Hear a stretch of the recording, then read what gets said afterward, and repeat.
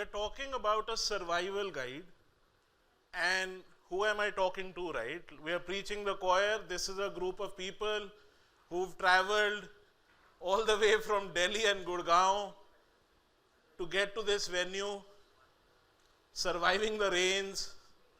And for those who are smirking and thinking, "Aaj to nahi hoti, usko pata nahi hai," step out and the river is waiting for you. Now to the main one, the D2C survival guide. And the reason I'm talking about rain and reason I'm talking about jungles is because D2C is a jungle. And I'm not sugarcoating it, I'm laying it thick, that it is a jungle. And we will talk about surviving through this because I've been through the trenches. Let's see about some of these elements that exist in the jungle. I need help on the clicker, please. Excuse me. Let's talk about some of these elements that live in the jungle. These are animals, these are creatures that are fairly large, that will come and get you, and we'll figure out how do we survive this.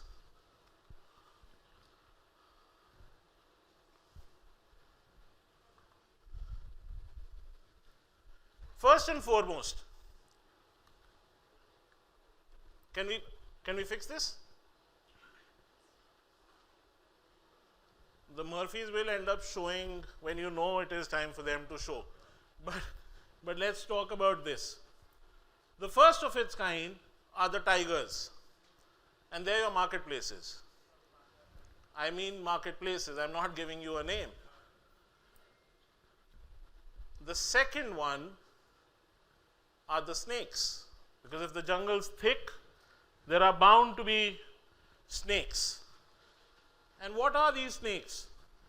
The snakes are nothing but your CAC. In the D2C world, this is a demon you will continue to fight. The next animal that we'll talk about are the roaches. And the roaches are attention. It just keeps coming back again and again and again. And let me tell you something funny about the roaches. They've seen civilizations, they've seen world wars, they've outlasted all of it, millions of years. I ended up swatting one while I was entering and it still survived. That's the thing with retention. Keep it in mind, we will talk about it. And the last are the vultures. And these are the vultures that you would want to date. These are your investors. By the end of it, you would hope that you land up a vulture. But let's talk about how do you navigate. Familiar with this guy? This is a typical D2C founder who thinks he's got it all figured out because he lands the vulture, the funding comes in, he knows how to navigate the jungle. And trust me, 6 months later, he's drinking rainwater. Because the funding dries, the cash flow begins to go into red, and the business is belly up. And you start counting runway, you start thinking about product market fit. Trust me, we've been there. We did it the hard yard. The only difference was that we survived on this. We had Maggie instead. So if that's the message you want to walk away with, now is the time. Because the rest of it will get serious. What I want to talk about is the first survival hack that I want to leave you with is the fact that we all want to build unicorns. We all want to chase the white whales. Don't. Chase the white spaces. Because the whales will drown you and the white spaces will help you navigate the way forward. When we were starting out, the big brands were busy selling refrigerators. They did not want to look at India. They wanted to do all sorts of things, but we knew that if we had to survive, the only option left for us was to build for India. And we found a small white space in smartwatches. Today, about a decade later, we are the third largest smartwatch company in the world. A company that got built out of India, a company that truly managed to challenge some of the biggest boys out there, right? You have to find your white space. And for those who spend their lakhs going to B schools, this is classic 101 recent route, positioning. Find that white space. How do you do that? How do you find the white space? Because finding the white space itself is an art, right? And I've got a white space radar for you, sort of a toolkit. If you follow this, chances are you will land somewhere, which is listen to the unmet needs. Because a lot of times, founders want to operate with the gumption of what they think works for the business, what they think is their $1 million idea, and you haven't even spoken to the customer yet. We've gone ahead, co-created products with customers where the moment you launch the product, the community laps it up because they have been a part of that co-creation journey. So whilst we haven't only been listening to the customers, we've also been listening to the voices that are sometimes hidden in the messages. Be brave enough, be vulnerable enough to put yourself out there. Because remember, you're in the wild, you're in the jungle. So unless you are listening to the consumer, you will never know what that white space is. The second bit is check for adjacencies.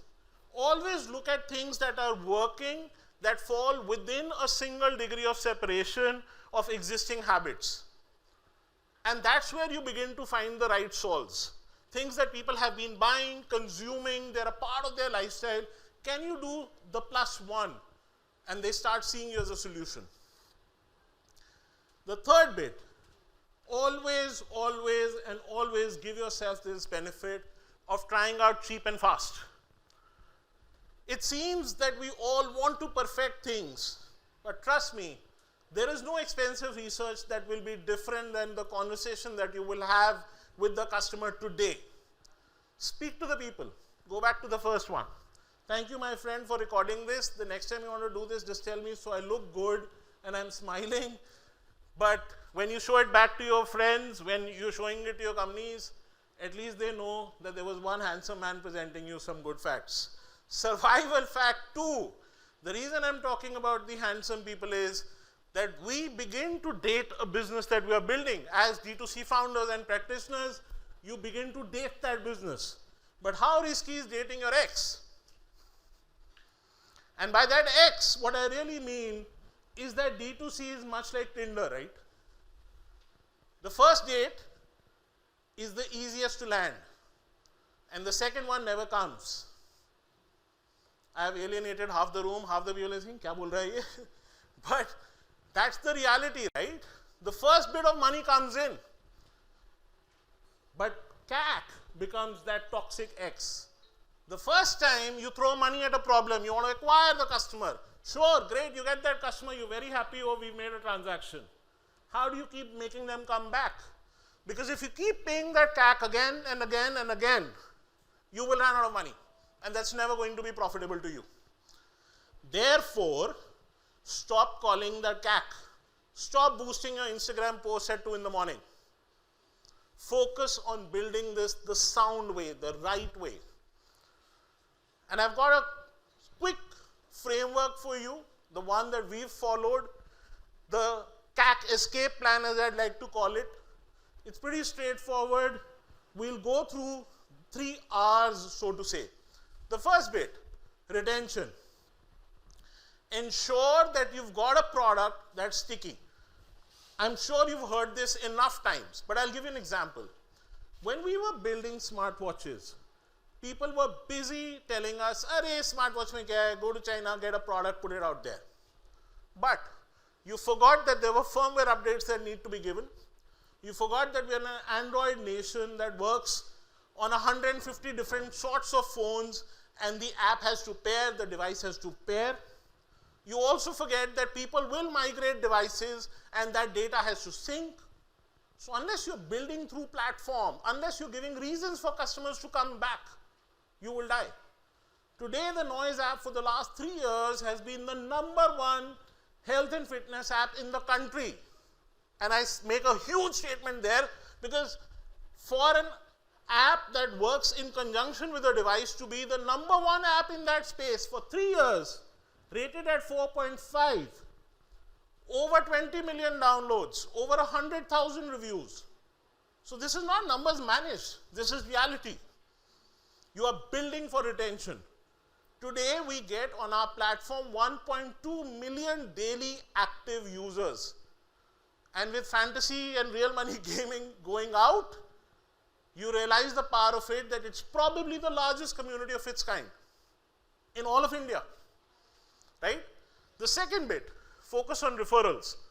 There is no such thing as getting your customers, advocate business back to acquire new customers. Find out ways and means of building referrals as a part of your sales engine.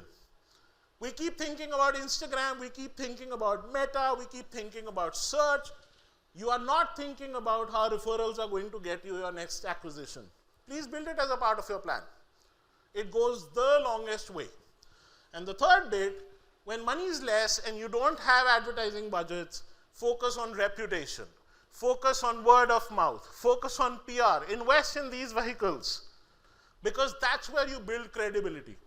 That's the only way people will come back in that sea of brands that exists. Once they've managed to build that relationship with you, you've given them a reason to return, and you've fired the credibility engine. Fair game? Straightforward? Moving on. Survival hack 3. Speed eats perfection for breakfast. And it may seem stupid, it may seem ridiculous, but I can tell you that this is a lived-in fact. We've launched products faster than most of our peers, most of our competitors, the big brands out there. If brands out there took 18 months to launch a product and I launched it in 5, and I'll tell you how, I had 13 months extra in case I needed to pivot. Because perfection is iterative. There is no such thing as a perfect product on day one, because that's a perfect product as per your imagination. The moment you put it out to the customers, customers will keep giving you feedback, you will keep making changes, and this cycle is an endless cycle. The reason today we sit on the 6th generation of what we think is our flagship watch. There is a phone company that's launching its 17th version, is a reason for them to improve, although you continue buying all 17 of them. But that's the point, that there is room for improvement, and therefore it's iterative. And if it's iterative, why are we wasting time? Why am I not really putting the product out there? Because perfection is like ironing shirt in a flood. No point. The shirt is not going to count. Ship the bloody product out. Because the moment you do that, there is that much faster response that you're going to get. There's cash that you're going to get in the system, and you will know whether you have a product market fit or not. You will know whether your customer really cares about it or not, because fundamentally, why was D2C really the revolution? Because we managed to shrink that feedback time. Otherwise, good old distribution structures were great, right? What was the problem with that? The reason we want to do this, and we forget as founders, is speed. So optimize for speed. Therefore, after we've done these hacks, I thought I'll put together a small compass, a framework, a 5-step toolkit for you to follow if you have to navigate the jungle. Let's talk about the toolkit. And you will carry this campus. This is the point, this is the stage where you begin to take notes. First bit, build for capability. Don't build because a consultant told you so, because a competitor is doing something else. Build what you can deliver. And our competencies and capabilities define what we can deliver or not. People have asked us over years, oh, why don't you do this category and that, and blah, blah, blah, blah, blah. Why can you not ship it to different? Of course, you can do all of that. It's a function of time, money, but also expertise. Focus on your expertise. Focus on your capability here and now. What we can do tomorrow is fine. I've seen D2C founders wanting to do 30 things on day one. It doesn't work. You can only do things right now so that you've got runway for tomorrow. Part 2, make a commitment to what you are going to do. Outlast the tourists. Because if you start doing well, if the jungle safari is good, you will have tourists. And you'll have a truckload of them. In our category, we had 200 players at a point in time trying to do smartwatches. Over 200 players. How many exist today? Less than half of them. You have to give your time to be in that room to outlast. Shah Rukh Khan won the national award this year for the best movie that he has done. He didn't win it for Swades. He didn't win it for Chak De. He didn't win it for some of his best and finest work out there. But he won it in a year where the box office did 2,000 crores. And he outlasted everybody. He ensured that there was a situation where he could not be ignored and had to be given that award. Give yourself that opportunity. Be in that room. Because most of you who will not follow this toolkit will not exist. They will not be out there long enough. Third, culture. The most important way to build an organization. If you want to outlast, you have to get like-minded people in the room. You can't do it alone. This is not a solo sport. This is a team sport. The only way you can do this is to find people who can come together, believe in that vision, and therefore set the right culture for it. Fourth C, which is change. If none of it is working, in the spirit of speed trumping perfection, be prepared to make changes. Be prepared to make sacrifices. Be prepared to move. In most cases, we are so obsessed and committed to a product that we are not able to move. We get wedded to that X. Don't be. And the last bit is form connections. Because, not with payment gateways, sure, but with your customers. The only connection that matters is with your customers. Because if they like you, they will keep giving you chances again and again and again. The reason you are doing D2C is that you know who you are selling to. Otherwise, go back to distribution where you don't have visibility of who is buying your product. Today, I know exactly the customer who is buying the product, where he came from, what time did he buy, did he even use it for himself or somebody else. The works. Everything that I need to be able to tailor a requirement back for him, to be able to get him back in through the doors of the store. Fair enough? Helpful? Concluding now. Now that you all have vision and foresight, I want to leave you with a couple of thoughts. The first thought is that it's not only about selling more, it's about building better. So whatever you are trying to do, think 10 years, think 20 years, think 50 years. Don't build it for an exit in 3 years. That's the unicorn. That doesn't come. Please build war horses, not unicorns. Okay? Because it's not about fighting the jungle or surviving the jungle. It's about learning to dance with the tiger. Because the tiger is going to stay. And the tiger is not going anywhere. So you might as well just polish your skills. And at that juncture, I'd say thank you very much.